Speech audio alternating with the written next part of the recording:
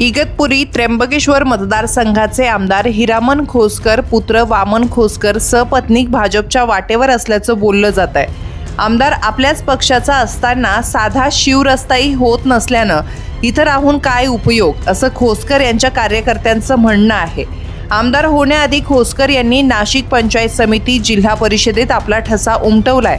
त्यांच्या सुनबाई तथा वामन खोसकर यांच्या पत्नी अपर्णा खोसकर यांनी तर जिल्हा परिषदेत महिला आणि बालकल्याण सभापती होण्याचा मान मिळवलाय। खोसकर कुटुंबियांची राष्ट्रवादी प्रति असलेली निष्ठा अपवाद सोडला तर आजही कायम आहे। हेच खोसकर आज मात्र अजितदादांच्या पश्चात भाजपमध्ये जाण्याची तयारी करत आहे।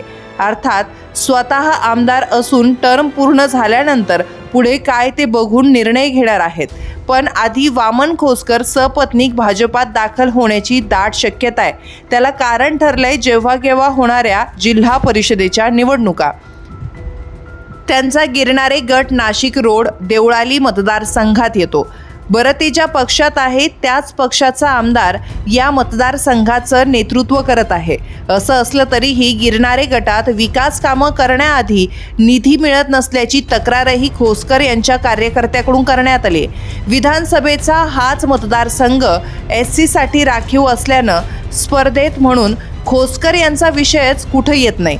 तरीही आमदारांकडून निधी देताना दुजाभाव केला जात असल्याची सल बोलून दाखवण्यात आली आहे। साधा शिवरस्ताही होत नसेल, राष्ट्रवादीत राहून फायदा काय, त्यापेक्षा भाजपात गेलेलं बरं असं खोसकर यांच्या कार्यकर्त्यांचं म्हणणं आहे। घोलप पिता पुत्राकडून नेहमीच गिरणारे गटावर कृपादृष्टी ठेवली आहे हे सांगायलाही कार्यकर्ते विसरले नाही। दुसरीकडे खोसकर यांनी भाजपा प्रवेशाचा इन्कार केलाय। मात्र कार्यकर्त्यांचा आग्रह असल्याने त्यांनी भाजपात प्रवेश केला तर आश्चर्य वाटण्याचं कारण नाही। या निमित्तानं दादांच्या राष्ट्रवादीत अंतर्गत संघर्ष सुरू असल्याचं लपून राहिलेलं नाही।